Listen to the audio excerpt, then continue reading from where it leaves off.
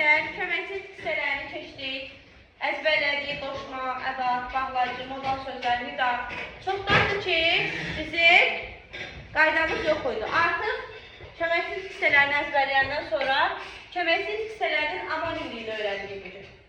Deməli, uşaqlar, eyni sözü biz həm məsələn qoşmada görürdük, həm bağlayıcıda. Həm ədatda görürdük, həm qoşmada. Həm ədatda görürdük, həm bağlayıcıda. Yəni, bir söz müxtəlif hissəsi ola bilər. Buna nə deyirik? Həmin sözün nəyi? Aysol, amonimliyi, düzdür? Demək, köməksiz hissələrin nəyi var? Amonimliyi var. Məsələn ki, həm bağlayıcı olur, həm ədat olur. Da, həm ədat olur, həm bağlayıcı olur. İndi bəs nə bilək ki, bir cümlədə imtihanda bu mütləq sizin bir sualınızdır. Mütləq. Və cümlə verir sizə, məsələn, deyirəm ki, sən ki, belə deyildin. Orada sizdən soruşur ki, buradakı köməksiz hissələrini yazın. Siz də Çini görürsünüz. İndi Çini həm bağlayıcıda öyrənmişik, həm də ədatda. Hansı bağlayıcıydı? Aydınlaşdırma bağlayıcısı və sual ədatı. Düzdür? İndi biz nə bilək hansıdır? Bunu tapmağın yollarını öyrənəcəyik. Baxın. İlə. Siz öyrənirsiniz ki, şunları. Atmışam videonu. İlə qoşma bağlayıcı. Hə. Deməli, İlə sözü uşaqlar. Bax, bir deyirəm, başa salıram, sonra qaydasını yazırsınız. İlə sözü uşaqlar, qoşma da olur, bağlayıcı da olur. İki dənə cümlə üzərində izah edəcəm. Deyirəm ki, Əli ilə Vəli gəldilər. Mən qələm ilə yazıram. Deyirəm, sonra hələ yazıram. Baxın uşaqlar, əgər ilə sözü və ilə əvəz olunursa, ilə və haradaydı? Bağlayıcıda. Əgər ilə və ilə əvəz olunursa, Əli və Vəli gəldilər. Və ilə əvəz olunursa, nə olacaq? Bağlayıcı. Ay, sağ ol. İlə sözü və ilə əvəz olunursa, bağlayıcıdır. Və ilə əvəz olunmursa, vasitə bildirirsə, qoşmadır. Müəyyən gələn vasitəsi ilə yazıram. Burada nə olacaq? Qoşma. İndi ilənin qabağından yazın qaydanı. Əgər ilə sözü və ilə əvəz olunursa, əgər ilə sözü dəftərlər neyi yazsın? Başa düşmədim. Fərqdən nə deyirəm? Əgər ilə sözü və ilə əvəz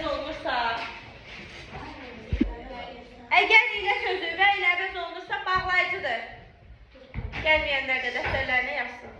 Deyərsiniz gəlməyənlərə ki, dəftərlərdə yazsınlar qaydanı. Gəl dəfə yoxlayacaq. Vacib qaydadır.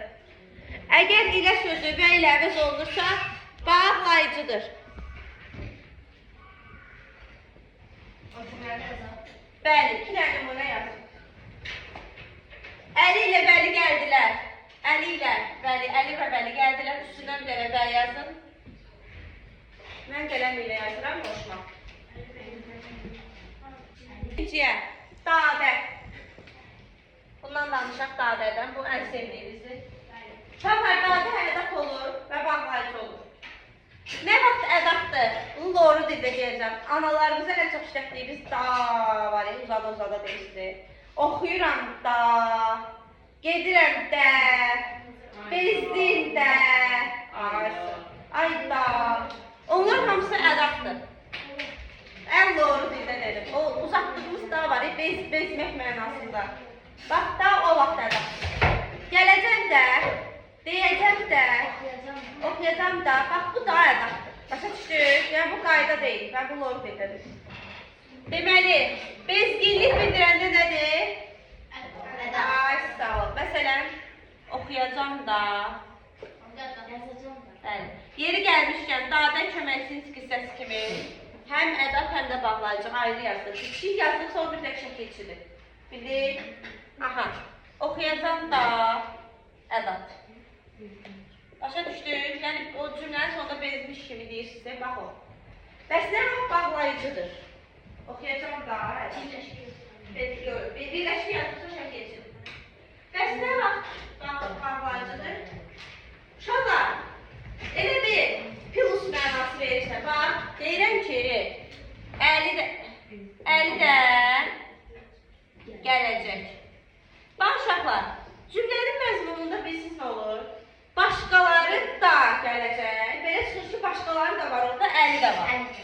Yəni elə bir üstünə gəl mənasında, başqa ulus mənasında işlədir. İşte nədir? Bağlayıcı. Burada qayda yoxdur. Bunu mən özümdən deyirəm ki, ayıra biləsiniz. Yəni cümlədə mənaya görə ayırmalısınız. Yəni başqaları da mənası verirsə nədir? Bağlayıcı. Qulaq sonra yazın. Yazmağa vaxt verirəm olsun. Başqaları da mənasında verirsə bağlayıcıdır. Məsələn deyirəm ki, bağımızda heyva ağacı da var. Deməli, başqa ağaclar da var. Heyva ağacı da var. Burada nə olur? Bağlayıcı. Ay, sağ olun. Məsələn deyirəm ki, Vəli də dərsə hazırdır. Və başqa uşaqlar da hazırdır. Vəli də hazırdır. Amma deyirəm ki, mən sənə demişdim də, o dərs oxumur. Mən sənə demişdim də, o dərs oxumur. Burada oldu. Başa düşdük. Başqaları da əlavə mənası verirsə nədir? Bağlayıcı. Bezginlik mənasında nə götürürük? İndi keçirik üçüncüyə. Ancaq bağlayıcı və ədat olur. Bu cümləyi yazmaq istəyirəm. Yazın ki, silin. Geçdik ancaq sözünə. Uşaqlar, ancaq sözü bağlayıcı olur və ədat olur. Baxın uşaqlar, ancaq nə bağlayıcısıydı? Qarşılaşdırma bağlayıcısıydı da. Sinonimlərini deyirlər. Amma, lakin, fəqət, ədat kimi nə idi? Ədat kimi. Nə ədat idi? Neyirdi?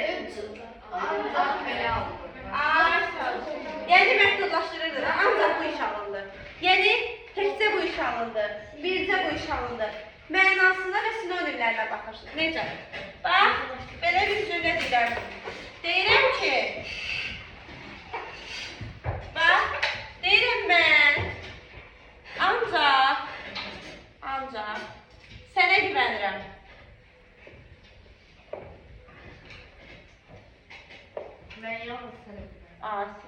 Mən, məsələn, qripəm, ancaq məktəbə gedirəm. İndi baxaq, birində bağlayıcıdır, birində ədat. Necə tapırıq? Mən ancaq sənə güvənirəm. Burada nə mənası verir? Başqa bir sözlə əvəz edin onu. Təkcə sənə güvənirəm, təkcə, bircə, yalnız nədir? Ədatdır yoxsa bağlayıcı? Ədat. Deməli, belə bir dənə yalnız sözünü yazaq bura, yalnız. Yalnız sözü və yaxud da bircə ilə əvəz olunursa nədir? Ədat. Qısaca siz bunu tapmaya da bilərsiniz. Ancaq amma ilə əvəz olunursa nədir? Bağlayıcı. Digər hallarda ədatdır. Bax, bir də deyirəm. Qaydanı belə yazın. Ancaq sözü, qaydanı belə yazın. Ancaq sözü, amma ilə əvəz olunursa,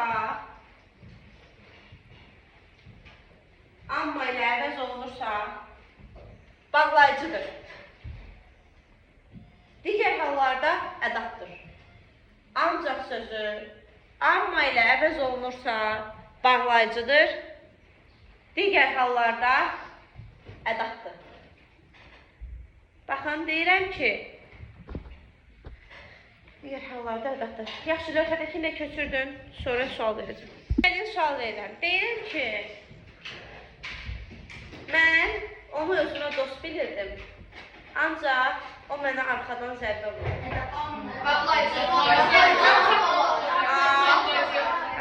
Amma ilə əvəz eləsək nədir? Bağlayıcı. 11-in buraxılışına düşən suallar. Formada cümlələr vermişdi, köməksiz qissələri soruşur. Deməli, mən qripəm. Yox, bunu dedim. Hə, tamam. Deyirəm ki, mən ancaq anamın dediklərini edəcəm. Yalnız olanda ədatdır. Deyirəm ki, mən ancaq bacımla dərdimi bölüşürəm. Nədir orada? Başa düşdük?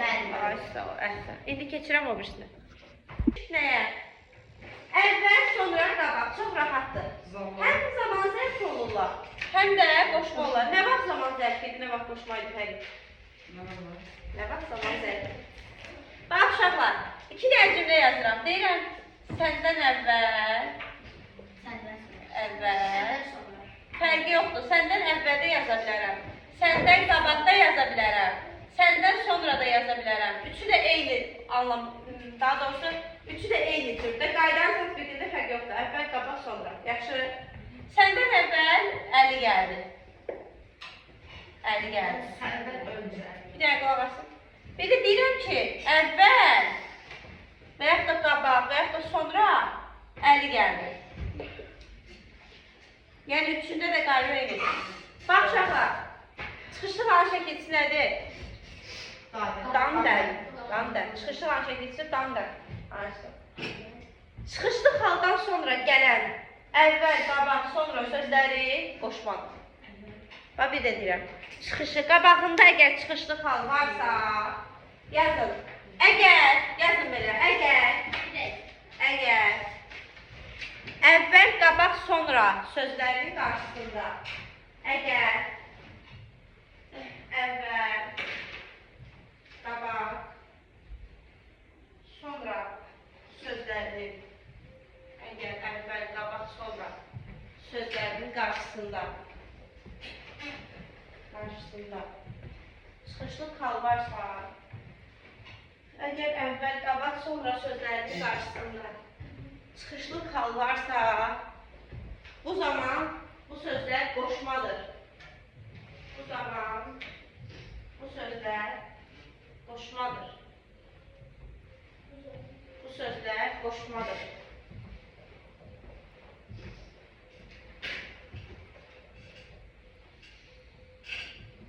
Əgər yazdınız. Əgər qarşısında çıxışlıq hal yoxdursa, yəni çıxışlıq hal nədir? Damdır. Əgər qarşısında çıxışlıq hal varsa, qoşmadır. Əgər çıxışlıq hal, yəni damdan şəkilçisi yoxdursa, qarşısında zaman zərfi. Yəni çıxışlıq hal yoxdursa,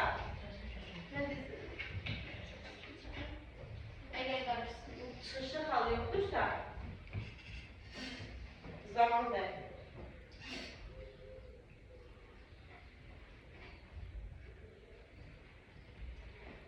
Çıxışlıq hal yoxdursa, zaman zərfi. Zaman zərfi. Əgər qarşısında çıxışlıq hal yoxdursa, zaman zərfi.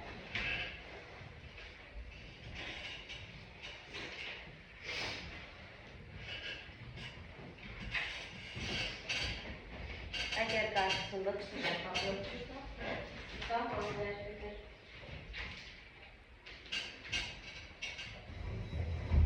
Yazdıq? İndi bir dənə cümlə deyirəm, deyin görüm. Deyirəm ki, qulaq asın. Nümunəyə köçdük. Köçürdüm. Cümlə deyirəm, deyin görüm. Deyirəm ki, bizdən sonra